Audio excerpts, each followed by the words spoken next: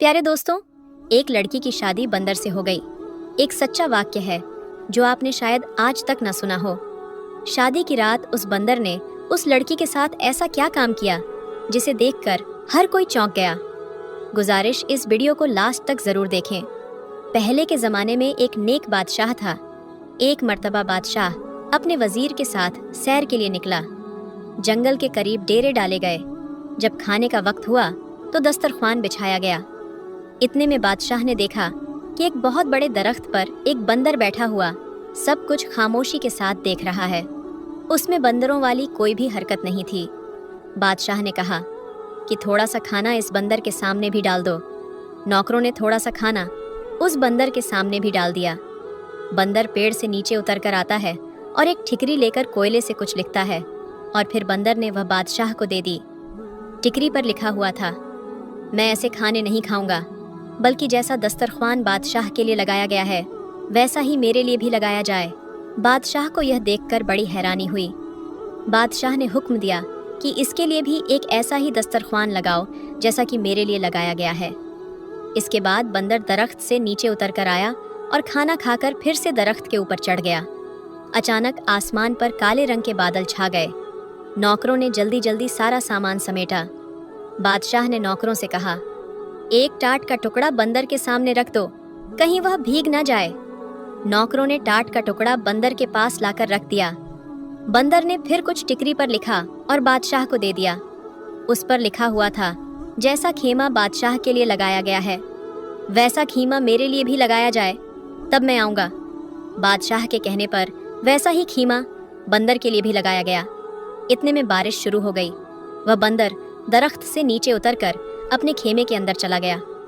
कुछ दिनों के बाद बादशाह जब वापस जाने लगा तो बादशाह ने नौकरों से कहा कि जाओ और बंदर से पूछ कर आओ, क्या वह हमारे साथ जाने के लिए तैयार है। तो बंदर ने फिर टिकरी पर कुछ लिखा, जैसा हाथी बादशाह के लिए तैयार किया गया है वैसा ही हाथी मेरे लिए भी तैयार किया जाए, तब मैं जाऊंगा। बादशाह बंदर के अंदर दिलचस्पी लेने लगा और उसके लिए भी अपने जैसी सवारी तैयार करवाई। जब महल के पास पहुंचे तो बादशाह ने हुक्म दिया कि जो खेमे नौकरों के लिए हैं उनमें से एक खीमा बंदर को भी दे दिया जाए। लेकिन बंदर ने फिर से लिख कर दिया, जैसा महल बादशाह के लिए है वैसा महल मेरे लिए भी बनवाया जाए, फिर मैं वहां रहूंगा, वरना मैं वापस जंगल में चला जाऊंगा। बादशाह के पास एक और महल भी था जहां वह बहुत कम आया जाया करता था। वह महल बंदर को दे दिया गया। बादशाह की बीवी और नौकरों को बंदर से बहुत ज्यादा डर हो गई थी। इधर बंदर ने बादशाह के महल में भी आना जाना शुरू कर दिया। बंदर मुकद्दमे बहुत ही गौर से सुनता। जब बादशाह कोई गलत फैसला लेने वाला होता तो बंदर बादशाह के हाथ से फौरन कागज को लेकर फाड़ देता और कलम से सही फैसला लिखकर बादशाह के हाथ में दे देता। शुरू में तो बादशाह को बहुत गुस्सा आया, लेकिन फिर बादशाह समझ गया कि बंदर की वजह से वह बहुत सारी गलतियों से बच गया है। उस बादशाह की एक खूबसूरत बेटी थी। बादशाह अपनी बेटी से दिल जान से ज्यादा मोहब्बत करता था। बंदर को देखने का शौक बादशाह की बेटी को भी पैदा हो गया। एक दिन शहजादी अपनी सहेलियों के साथ बंदर को देखने के लिए आई। जब बंदर ने शहजादी को देखा तो उसे देख कर वह घूरने लगा। शहजादी बंदर के डर से महल के अंदर भाई और उसके बाद से यह होने लगा कि शहजादी जब भी बंद स्वर कर अपना चेहरा आईने में देखती तो पीछे से बंदर का चेहरा नज़र आ जाता। पता नहीं कैसे बंदर उसके कमरे में घुस जाता। एक दिन बंदर ने पर्ची में कुछ लिखकर शहजादी के हाथ में थमाया। उस पर्ची में लिखा हुआ था, क्या तुम मेरे साथ शादी करोगी? यकीन करो, मैं भी बहुत खूबसूरत हूँ। शहजादी जानती थी कि यह तहजीब मंद बंदर है, मुझे कोई नुकसान नहीं पहुँचाएगा, क्योंकि वह शहजादी बहुत ही नेक दिल थी। वह हाफिज कुरान थी। उसके दिल में बहुत अच्छाई थी। धीरे धीरे शहजादी को बंदर से हमदर्दी हो गई। जब यह बात बादशाह तक पहुंची तो उसे यह बात अच्छी न लगी कि बंदर उसकी बेटी के कमरे में आता जाता है। बादशाह अगले दिन बंदर से मिलने के लिए उसके पास आया। बंदर महल में मौजूद था। बादशाह कहने लगा कि देखो, मैं नहीं जानता कि तुम कौन हो। मैंने तुम्हारी हर बात को माना, तुम्हें अपनी बराबरी का दर्जा दिया। शायद दूसरा कोई बादशाह तुम्हारे साथ ऐसा ना करता, और अब तुमने मेरी बेटी को परेशान करना शुरू कर दिया है। ये बात मुझे ज़रा भी अच्छी नहीं लगी। इससे पहले कि मैं कुछ सख्त कदम उठाऊं, तुम बाज आ जाओ। बंदर झट से महल से कागज और कलम लेकर आया और कुछ लिखकर बादशाह को दे दिया। उसमें लिखा हुआ था, मैं आपकी बेटी से शादी करना चाहता हूँ और मैं आपको यकीन दिलाता हूँ मैं आपकी बेटी को हमेशा खुश रखूँगा। बादशाह तो यह पढ़कर हक्का बक्का रह गया कि अपनी फूल जैसी शहजादी की शादी इस बंदर से यह तो कभी भी नहीं हो सकता। बादशाह ने कहा कि ऐसा तो मेरी जिंदगी में कभी हो ही नहीं सकता। बंदर ने लपक कर बादशाह की कमर से तलवार निकाली ली और दूसरे हाथ से लिखा, अगर ऐसा आपकी जिंदगी में नहीं हो सकता तो मरने के लिए तैयार हो जाइए। मैं आपको मारकर आपकी बेटी से शादी कर लूँगा। आप मेरे मोहसिन हैं, आपने मुझे इस महल में रखा, मेरे खाने पीने का इंतज़ाम किया। मैं आपको मारकर अपने हाथ आपके खून से रंगना नहीं चाहता। बादशाह ने अपनी मौत को सामने देखा तो कहने लगा, अच्छा मुझे थोड़ा सोचने का मौका दो। बादशाह अपने महल वापस आ गया। वह बहुत परेशान हुआ। एक तरफ बेटी थी और दूसरी तरफ उसकी अपनी जान। सारी रात टहलते हुए उसने परेशानी में गुजार दी, लेकिन अपनी बीवी को उसने कुछ भी नहीं बताया। वह जानता था कि बीवी को जैसे ही पता चलेगा वह सारा महल अपने सर पर उठा लेगी। सुबह होने तक बादशाह फैसला कर चुका था कि वह अपनी जान दे देगा, लेकिन अपनी बेटी की शादी बंदर से कभी भी नहीं करेगा। वह कुछ नसीहत करने के लिए अपनी बेटी के पास गया कि बेटी, कल को अगर मुझे कुछ हो जाए तो तुम्हें अपनी माँ को कैसे देखना है और सल्तनत को कैसे संभालना है। शहजादी ने आंखों में आंसू भरकर कहा, अब्बा जान, ये आप कैसी बातें कर रहे हैं? अल्लाह ताला आपकी उम्र में बरकत अता करें। बादशाह ने कहा, मेरी बेटी वह बंदर मेरे भी पीछे पड़ गया है और मुझसे कहता है कि मैं उसकी शादी तुमसे करा दूं, वरना वह मुझे जान से मार देगा। लेकिन यह तो नामुमकिन है। मैं तुम्हारी शादी उससे भला कैसे कर सकता हूँ? तुम्हारी माँ ने उसके कत्ल के कई बार मंसूबे किए, लेकिन वह हमेशा नाकाम रही। वह बंदर आज भी जिंदा फिरता है। बादशाह कहने लगा कि मैं जाकर बंदर को साफ साफ बता देता हूँ कि मैं तुम्हारी शादी अपनी बेटी के साथ कभी भी नहीं कर सकता। उसके बाद शायद वह मुझे मार दे। तुम अपनी माँ के साथ तय खाने में जाकर छुप जाना और उस वक्त तक बाहर ना निकलना जब तक कि वह बंदर यहाँ से चला ना जाए। शहजादी ने कहा कि अब्बा, आपकी जान इतनी बेकार तो नहीं है। आप मेरे वालिद ही नहीं, इस सल्तनत के बादशाह भी हैं। आप जाकर बंदर से मेरे रिश्ते के लिए हाँ कर दीजिए। आखिरकार शहजादी ने जैसे तैसे अपने बाप को मना ही लिया। बादशाह ने बंदर को अपनी रजामंदी बताई और बंदर ने कहा, आप शादी की तैयारी शुरू करें। मल्लिका को जब यह बात मालूम हुई, उसने सारा महल अपने सर पर उठा लिया।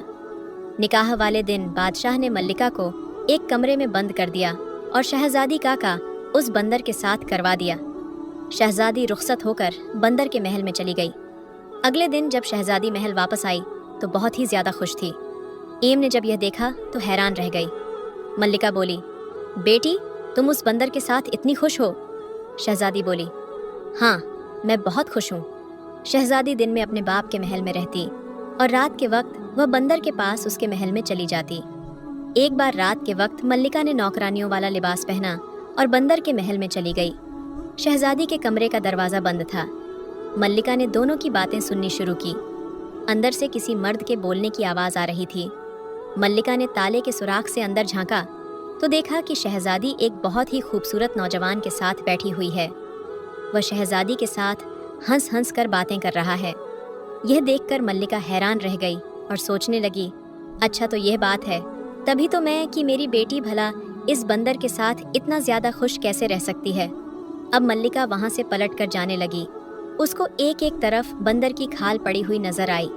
मल्लिका सोचने लगी, इतनी मोटी खाल बंदरों वाली यह अपने ऊपर पहनकर भला क्यों रखता है और बंदर बना क्यों फिरता है? अगर मैं इस खाल को जला दूं तो फिर यह कभी भी बंदर नहीं बनेगा। ये सोचकर वह बंदर की खाल उठाकर अपने महल में ले आती है और उस खाल को आग लगा देती है। इधर मल्लिका ने बंदर की खाल को आग लगाई, उधर शहजादे को जलन महसूस होने लगी। शहजादा बचाओ बचाओ करके गायब हो गया। हैरान खून शहजादी अपने वालिद के महल में वापस आती है तो देखती है उसकी वालिदा ने बंदर की खाल को आग लगा दी थी। शहजादी ने जल्दी जल्दी से वह आग बुझाई। शहजादी को पता चल गया कि उसकी माँ का यह कारनामा है। वह रो रो कर कहने लगी, हाय अम्मा जान, आपने मेरा सुहाग उजाड़ दिया। आखिर आपकी क्या दुश्मनी थी मुझसे? اس کی ماں نے کہا، بیٹی مجھے کیا پتا تھا، میں نے تو سوچا کہ میں وہ بندروں والی کھال اگر جلا دوں گی تو وہ بالکل نوجوانوں کی طرح میرا جمائی راجہ بنا رہے گا۔ شہزادی نے کہا کہ امی جان، میں نے آپ کو کہا تھا نا کہ مجھے میرے حال پر چھوڑ دیجیے، اب آپ کو ٹھنڈک پڑ گئی ماں۔ شہزادی کی تمام باتوں کو سن کر پریشان تھی۔ جب بادشاہ کو پتہ چلا تو بادشاہ نے نوکروں کو بھیجا، لیکن کہیں سے بھی بندر کی کوئی خبر نہ ملی۔ اب شہزادی نے جوگن والے کپڑے پہن لیے اور شہزادے کی تلاش میں نکل گئی۔ جنگل جنگل، صحرا صحرا، وہ بھٹکتی پھرتی، اس کے پاؤں میں چھالے پڑ گئے۔ شہزادی کا رنگ روپ پوری طرح سے بدل گیا۔ ایک رات شہزادی اسی جنگل میں ایک پیڑ کے نیچے بیٹھی ہوئی تھی۔ اس پیڑ کے اوپر چکور اور چکوری بیٹھے ہوئے تھے اور باتیں کر رہے تھے۔ شہزادی ان کی باتیں سن رہی تھی۔ چکور دراصل ایک پرندہ ہوتا ہے۔ چکوری نے چکورے سے کہا، کیا بات ہے چکورے، تو اتنا پریشان کیوں ہے؟ چکورے نے کہا، کیا بتاؤں، یہاں سے یوروپ کی طرف ایک شہزادہ ہے، میں اس کے لیے بہت پریشان ہوں۔ اس کے سارے جسم پر بڑے بڑے آنولے پڑے ہوئے ہیں، وہ سو بھی نہیں سکتا۔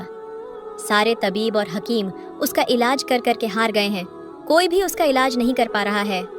چکوری نے پوچھا، شہزادے کی حالت بھلا کیسے ہوئی؟ چکورے نے کہا، کسی ظالم نے شہزاد کو جلا کر مارنے کی کوشش کی تھی۔ شہزادے کی جان تو بچ گئی، لیکن اس کا سارا جسم جل گیا ہے۔ چکوری نے کہا، اے چکوری، کیا ہمارے شہزادے کے دکھ کا کوئی علاج نہیں ہے؟ چکورے نے کہا ہے، اگر کوئی ہماری بیٹ اکٹھی کر لے اور انہیں سندل کے ساتھ گھس کر 40 دن تک روزانہ صبح شام شہزادے کو لگائے تو شہزادے کے سارے زخم بھر جائیں گے۔ شہزادی سمجھ گئی کہ یہ میرے شہزادے کے بارے میں بات ہو رہی ہے۔ چکوری چکورا تو صبح اڑ گئے۔ شہزادی نے ان کی ساری بیٹیں اکٹھا کیں اور ایک طبیب کے بھیس میں وہ یوروپ کی طرف چل پڑی۔ وہاں سے کچھ ہی میل کی دوری پر شہزادی کو ایک شہر نظر آیا۔ شہر بہت ہی زیادہ خوبصورت تھا، لیکن وہاں کی ہر چیز پر اداسی چھائی ہوئی تھی۔ وہاں کے لوگ بہت ہی زیادہ پریشان تھے اور اپنے اپنے کاموں کو انجام دے رہے تھے۔ شہزادی جس سے بھی اس کی پریشانی کی وجہ پوچھتی تو سارے بتاتے کہ ان کے شہزادے کی حالت بہت زیادہ خراب ہے۔ شہزادی نے بازار سے سندل خریدا اور دوسری دوائیں لیں اور ضرورت کا سامان خرید کر شہزادی شاہی محل میں پہنچ گئی اور پاہدار سے کہنے لگی کہ جا کر بادشاہ سے کہو کہ ہمالیہ کی پہاڑیوں سے ایک طبیب آیا ہے، وہ شہزادے کا علاج کرے گا۔ پہرے دار بھاگتا ہوا بادشاہ کے پاس گیا۔ بادشاہ نے کہا کہ اسے فوراً اندر بلا کر لاؤ۔ بادشاہ نے دیکھا کہ یہ تو ابھی نوجوان ہے، یہ شہزادے کا بھلا کیا علاج کرے گا؟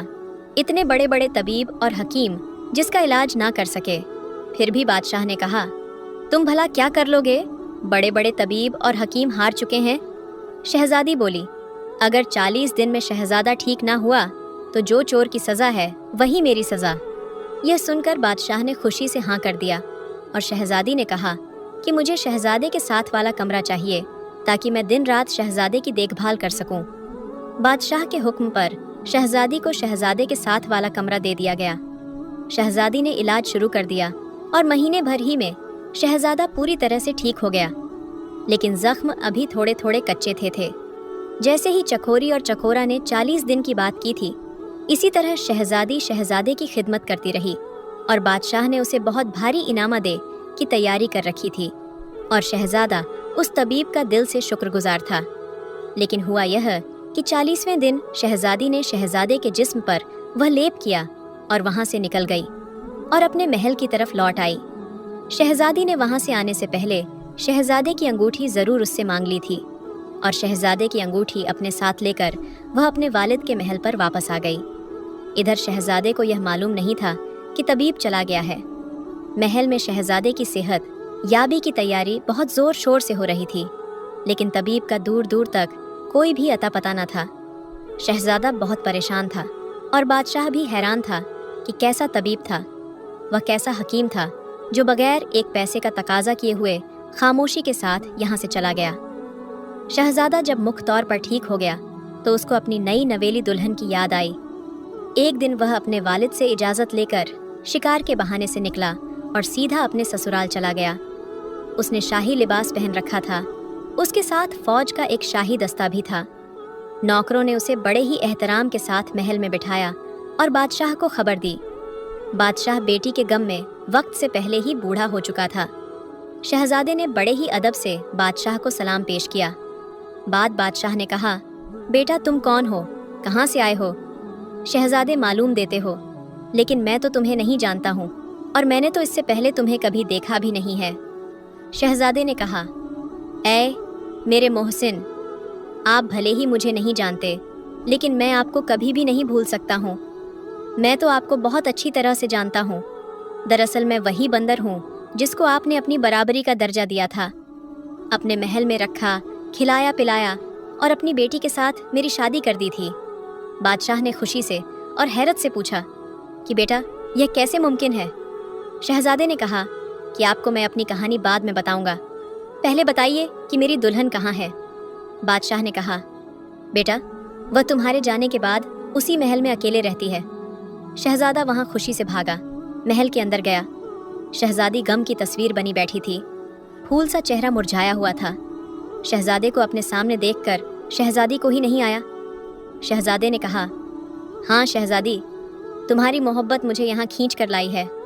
तुम्हारी माँ ने तो मुझे मारने में कोई कसर न छोड़ा, मेरा सारा जिस्म जला डाला, वह कुछ नहीं ले गया, सवासी सीवा अंगूठी के, और वह चुपचाप वहाँ से चला गया। शहजादी ने उसे अंगूठी दिखाते हुए पूछा, क्या यही आपकी अंगूठी है? शहजादे ने कहा, हाँ, लेकिन यह तुम्हारे पास कैसे आई? शहजादी ने कहा, क्योंकि वह तबीब कोई और नहीं बल्कि नहीं थी। फिर शहजादी ने उसे पूरी कहानी सुनाई। शहजादी ने कहा, मेरी माँ भी आपकी दुश्मन नहीं थी। जब मेरी माँ ने आपको इंसान बना हुआ देखा तो उसने बंदर की खाल को जला दिया। ना कि ये होगी ना आप दोबारा बंदर बनेंगे।